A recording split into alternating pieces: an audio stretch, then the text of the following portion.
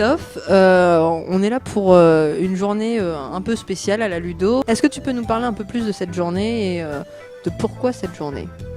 Alors c'est une idée qui est venue en fait sur internet avec un groupe de wargamistes. Donc j'aurais dit banco, on va en organiser une et voilà.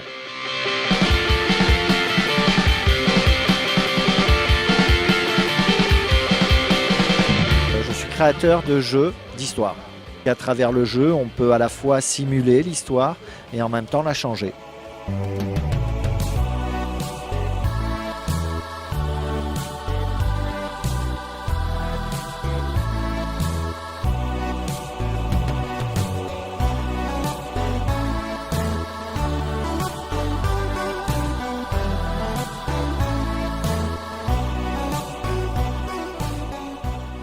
Moi, mon cheval de bataille, c'est pouvoir aider toutes les associations qui mettent en place des journées comme celle-ci, des conventions de jeux, pour faire découvrir ce qu'on appelle les jeux qui ne sont pas des jeux grand public, les jeux de plateau. Donc, travailler dans sa passion ou jouer dans sa passion bénévolement, ça permet d'avoir une autre approche de l'avenir. On dépense moins d'argent à venir jouer dans des journées comme ça que d'aller dans un parc d'attractions où là on n'est pas obligé de dépenser de l'argent et ça fait 1h30 qu'ils jouent et ils se régalent.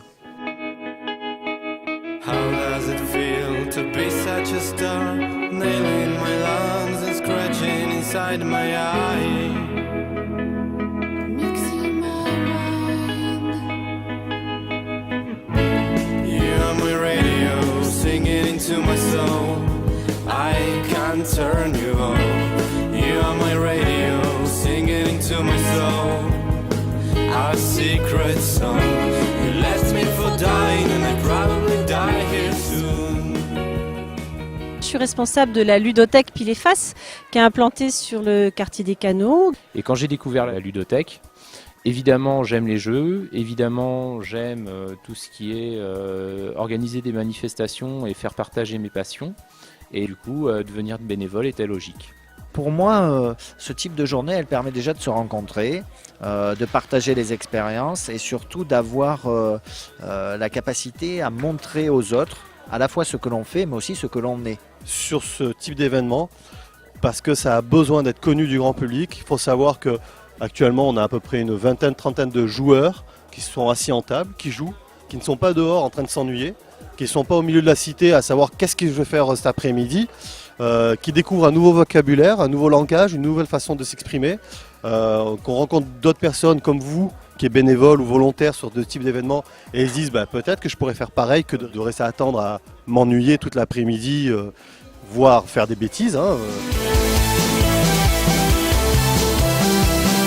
Je fais des soirées jeux tous les vendredis. Été comme hiver, pluie, neige, vent. Et nous, on arrive le vendredi soir et on leur propose systématiquement de venir nous voir et de découvrir un jeu ou de passer une soirée avec nous. Alors souvent, l'effet de groupe fait qu'ils n'ont pas envie d'y rentrer. Mais j'ai bon espoir qu'un jour, avec ce genre d'initiative porte ouverte, on puisse avoir un public du quartier qui viennent expérimenter un jeu, qui changent leurs habitudes et pourquoi pas se découvrent une passion pour le jeu.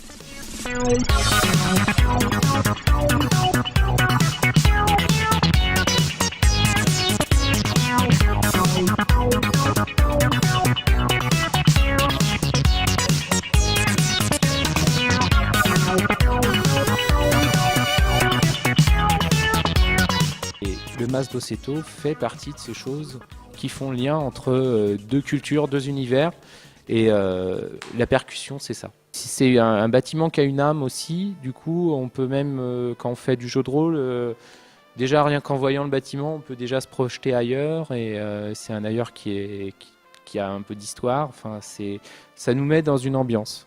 C'est un acte militant, ça c'est sûr, c'est un engagement de fond. C'est pas pour rien que j'ai eu cette envie de créer un lieu comme ça, un lieu où le jeu est vraiment médiateur de la relation. Et dans le quartier, bien sûr, parce que c'était important pour d'amener cet outil culturel aussi, peut-être dans ce quartier où les uns et les autres pensent qu'il y a moins de choses qui existent. Alors en fait, ce quartier est un quartier qui est présenté comme, entre guillemets, un défavorisé. Mais d'un autre côté, vu toutes les choses qui s'y organisent, finalement, on est mieux qu'en centre-ville. Puisque ici, il y a des ateliers de rue, il y a des organisations l'été, il y a différentes choses qui se font. Et la ludothèque, en partie, mais pas que, propose quand même énormément d'ateliers, etc. Montrer que dans ce quartier, il peut se vivre des choses extraordinaires. Et c'est ce qui, enfin, je trouve, se vit depuis 10 ans autour de ce jeu.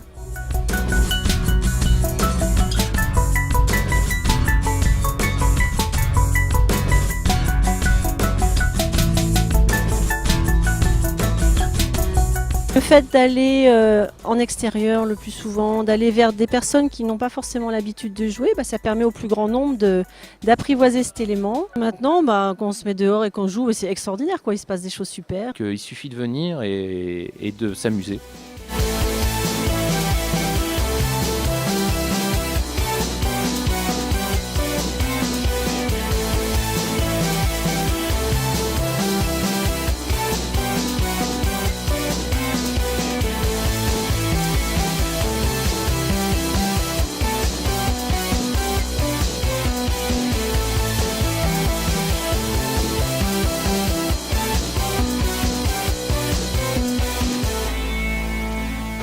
J'ai posé la question.